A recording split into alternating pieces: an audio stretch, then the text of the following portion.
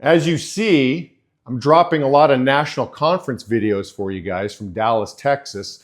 And this one's pretty special here. For many years, I've been saying your charisma opens doors. I think that's a true statement. Your charisma, your enthusiasm will open doors, but your character keeps you in the door. And this guy really epitomizes that statement. This is Elijah Medge. You know, he was not the rabbit in the race. He was the turtle, right? He was not fast coming out of the gates. He was relatively slow. I believe it took him around 20 years to get promoted to organizational consultant. But myself and many others had no doubt that it's just a matter of time until Elijah really figures it out, really gets into his stride and gets his promotion because he's got such great character. It's great to see his life evolve. I love that he moved to Los Angeles and got married. I was at his wedding, and what a beautiful wedding that was. He's got 2 wonderful little children now, so his life is really coming together, and this was his moment in Dallas. I hope you enjoy. So that song was my ringtone when I was going through the field on my Sanyo flip phone. So this has been a long time coming.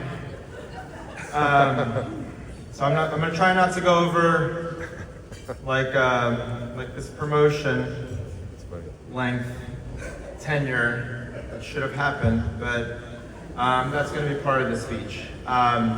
So the pleasure of being the last speaker. I know I'm competing with Club DTV here, so I'm going to do my best to try to keep your attention. I know attention is it's an expensive commodity.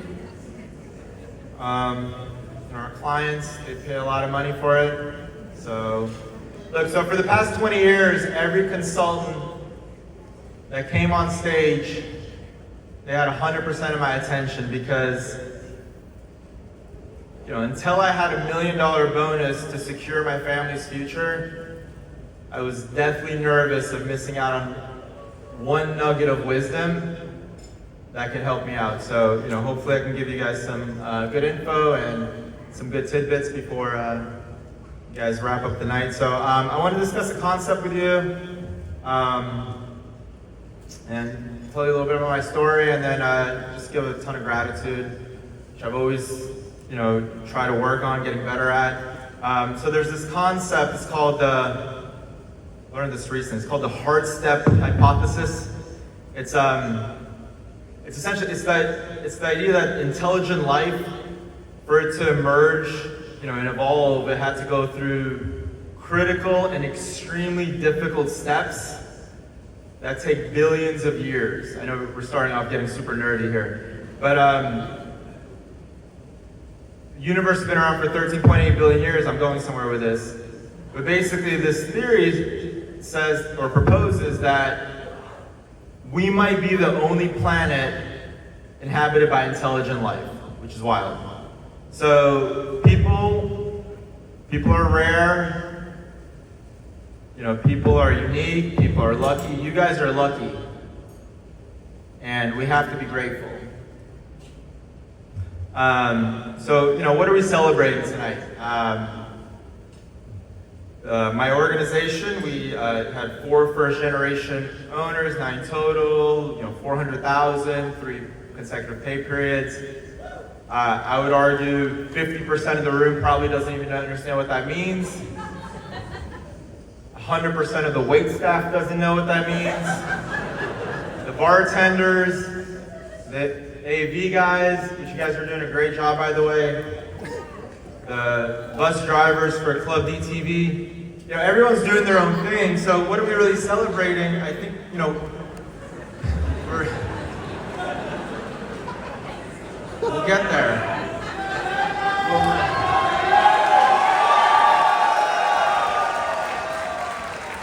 So, thank you.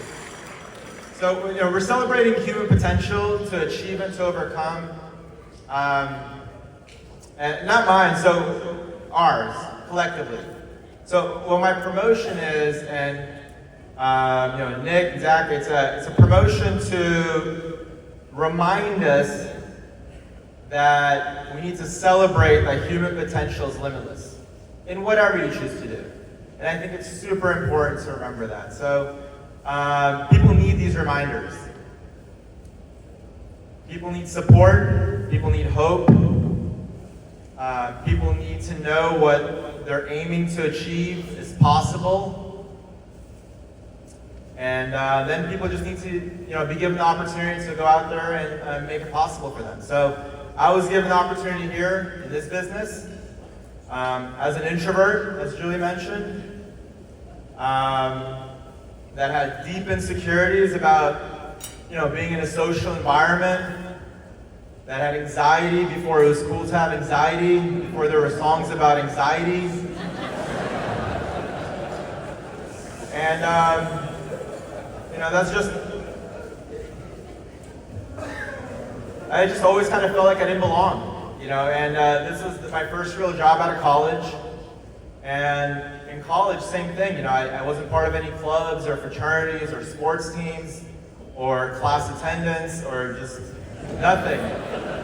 And going back, before that, I moved from Russia when I was 8 years old, and same thing, I just always kind of felt like an outsider, like a pariah, and I felt this promotion came so long because I had a lot of work to do on myself. So, I'm really grateful that I found this ecosystem where there's clearly defined rules, where I didn't feel judged, based on my personality, but more on my character. And in an ecosystem where it constantly exposed me to what's possible and eliminated any doubt that it wasn't available to me. So, someone asked me last night, which shows when I wrote the speech, what kept you going? And I just said, what's the alternative?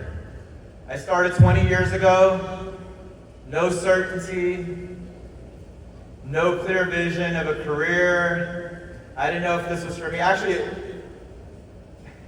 it probably wasn't for me. And it might still not be for me, and I don't know what is, but I can't try everything. We have limited time, so, it checked enough boxes, so I figured, look, I'm just going to surrender to the experience and trust the process. So, the field didn't come natural to me by any means. Nothing did. Training, interviewing, and I never had a leader. Julie and I were just talking about mine expanded the week after I started, and I compressed up to Julie, who was a senior national consultant, and she just got promoted. She just had a kid, and she didn't have a time for an entry-level scrub with a personality of a potato. So, but the good thing is, so she didn't need to give me too much attention.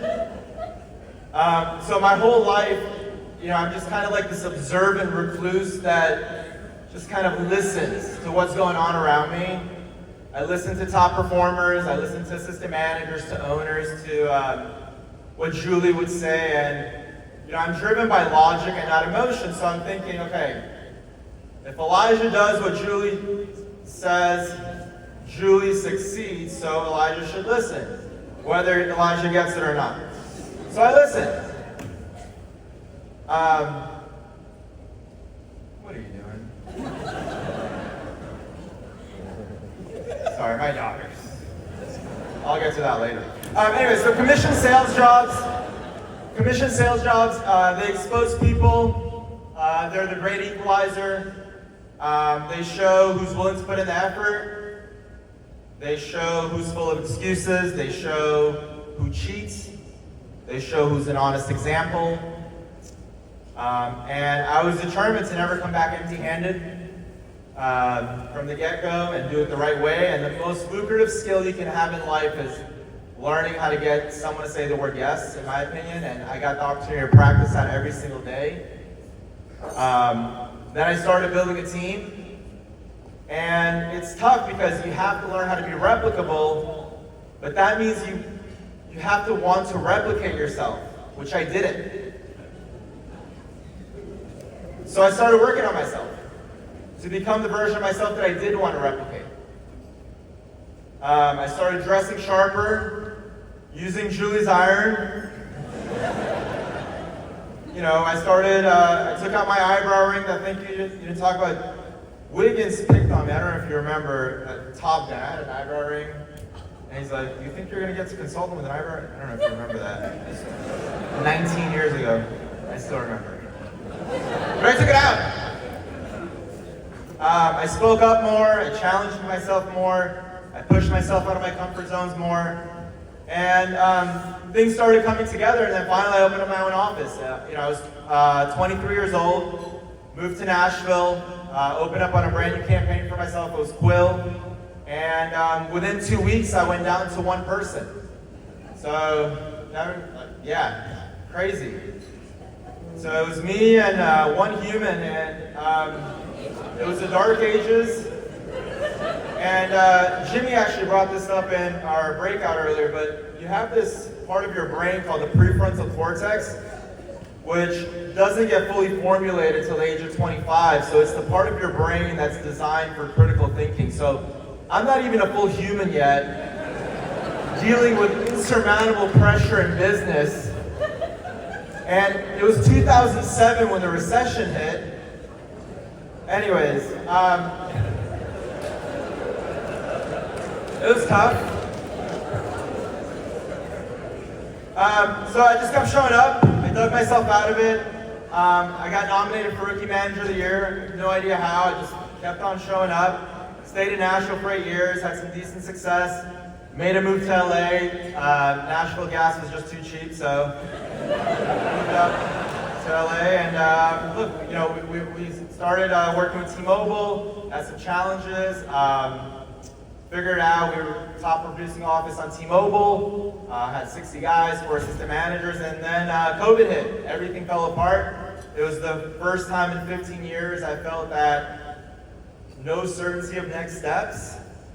And we ran a call center for Amazon essentially from home. Everyone was wearing sweatpants, making phone calls. And then we took on the AT&T program. It was, I call it the 10-foot pole program. You guys can deduct in your mind what that means.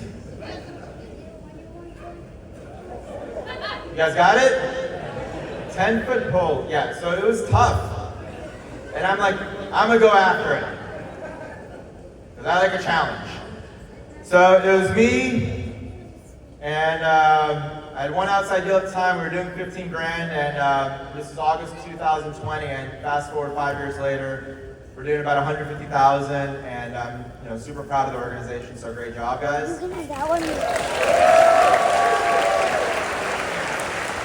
So,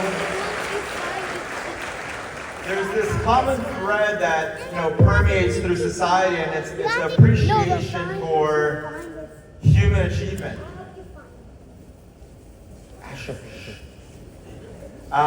So the campaign, like all this jargon, the industry titles, business stuff, it's just noise. So don't get too caught up in it. Most people, they won't get it, and what you should pay attention to and recognize is that people are capable of being high achievers in anything they choose to do. And having control, having consistent mentorship, uncapped financial potential, having a positive influence on people around me, made me consistently choose to be here. So not to mention it, once again, it was incredibly challenging. I love a challenge. So.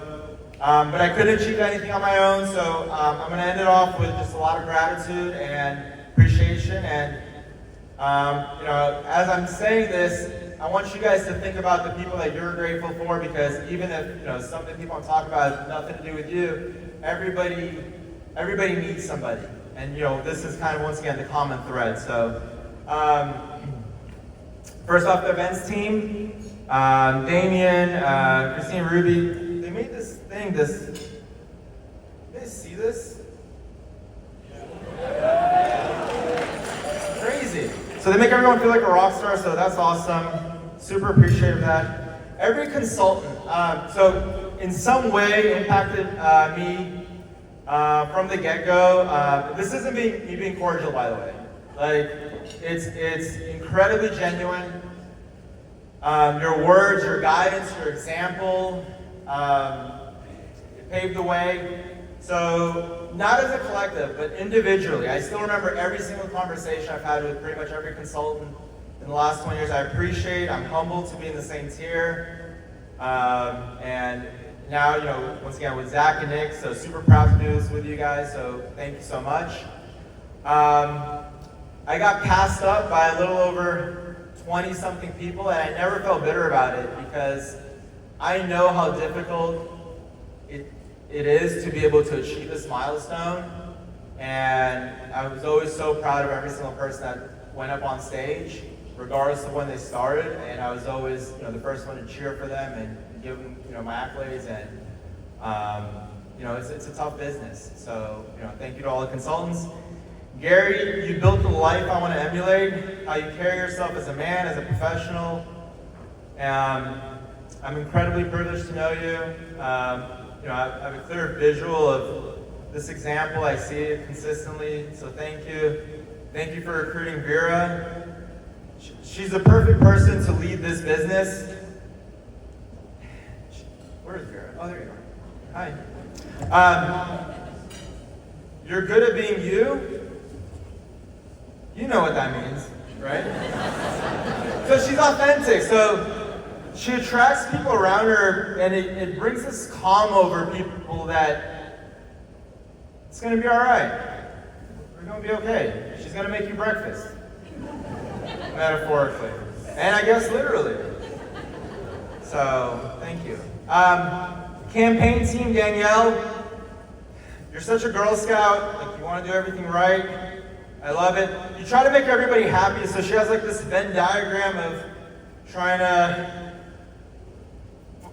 find the best interest of all the parties involved and without stabbing yourself in the eye. And it's incredibly impressive. And with a game face, I love it. Neither of us possibly thought we were going to grow as much as we did, and we just kept lying to each other for like 2 or 3 years until it finally happened somehow. So thanks for continuing the ruse. Mike, you're not here, but you're like the human version of step 1 of the Igor work habits. You've been through it all, I don't know, and you keep smiling. I'm super amazed. The clients, the OGs, Andy, Leon, Daphne, thanks for constantly letting me, you know, tiptoe the line and without crossing it. Like, trust me, I have everyone's best interest in mind. I want to help the client. I want to help the guys that have symbiotic interest in mind.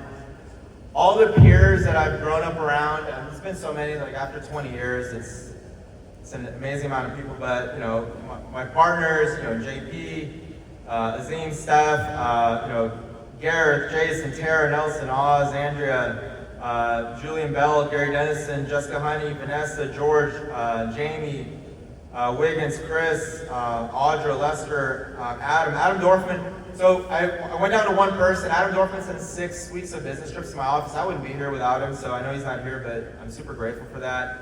Shayna, Brendan Teague, Rich, Jack, Dominic Bova, thank you so much. Kenny G flew out. Thanks, Kenny. You're such a badass mentor. You pushed me to be a better entrepreneur, so thank you for being a good example. Julie, so I'll never stop seeing you as a pseudo-mom. I don't know what the age difference between us, like even when I'm 85 and you're whatever our difference is, I'll still see you as a mom. So there's advantages and disadvantages of starting in a senior national consultant's office. You don't see them, like ever. You know they exist because the bills are paid, because you have an office to show up to. But there's, you know, they're like the Wizard of Oz. But you have the assurance that you're safe and you're guided by someone wise, and that was always my intention. So I'm so glad I started in an environment where I had the example of what it was like to create the environment where people felt safe. That was always my goal, where somebody could show up and be like, hey, I'm gonna be all right if I stick it out here. My office, I'm just super impressed by the caliber of people we've been able to recruit, retain. I'm just so humbled that people want to follow me. As strange and awkward as I am, they see my vision, hopefully, and they see that, being tethered to that, they'll be able to hopefully hit their goals. So super proud of you guys. My satellite superstars, Kazuki, Rodrigo, Ricky, boldly going where no men have gone before. Our assistant managers, Kong, Jordan, Annie, Destiny, complete studs. Super excited about the next steps and getting you guys out. Dom, thank you so much for your follow through. Carlos, thank you for forgetting that you interviewed with our company 3 years ago and then coming back to interview again and actually sticking it out this time and getting promoted. Wild. Davi, thank you for completely eliminating any limiting beliefs. Thank you for completely eliminating any limiting beliefs on what's possible in the field and what words are appropriate in an office. Yeah. Daniel, you landed in my org serendipitously, and I understood my opportunity. So, we got you where you wanted, and it shows that if the why is big enough, the how doesn't matter. Sean, thanks for having a big heart, but not making decisions based off of it. Maganya, thanks for letting me Medge you, even though you swore you couldn't be Medge.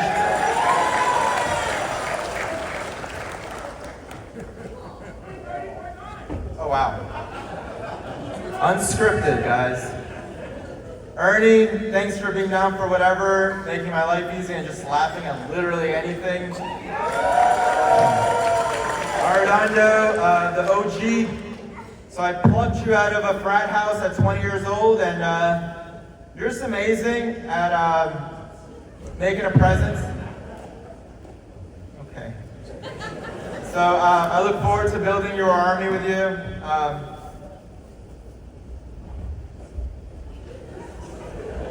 They're so much more confident than I ever was.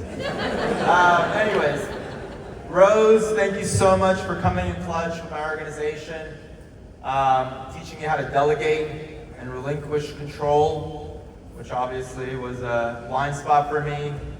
Taj, from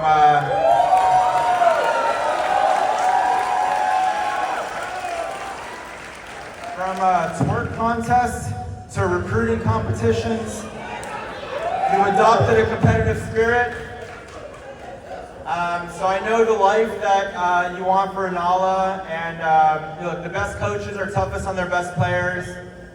I know how amazing you are and how amazing you could be, so I look forward to pushing you to make sure you achieve the life you deserve.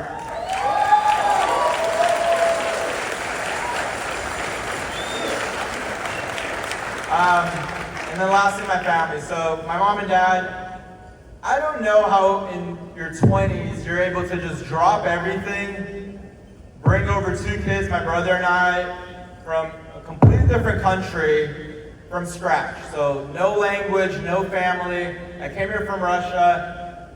I was 8, my brother was 10. We had no connections, we had nothing. And they were in their mid-20s and they just hit the reset button. And like looking back, I'm like, how? And they did that for us, and they just wanted a better life for us, where we didn't have to experience prejudice, where we had real opportunities such as this. And every time I wanted to quit, I just remembered that sacrifice. And it just kept me pushing. My kids, Asher and Liel, you teach me patience. Look, I never saw myself as a dad. Once again, like I had so much to work on with myself. And I'm not great with emotions, and I just felt like I couldn't be there to take care of others. And they challenged me to really stretch my range, and I'm so grateful that I have that opportunity to build those muscles. So thank you so much, wherever you are. There you are with the confetti, okay. And then lastly, my wife, Yelere. She always says I mispronounce her name. Probably do. So she's a huge cheerleader. She'd be so much better at this business than me. She would have been a consultant 15 years ago. So everybody knows that she makes everyone feel amazing. She's the life of the party. She's warm, she's caring, she's supportive, she's just an amazing person. Every achievement I earn, the first thing I think of is, will this make her proud? And will she send a picture of this to her mom? And I work relentlessly to give us the life that she deserves, so thank you.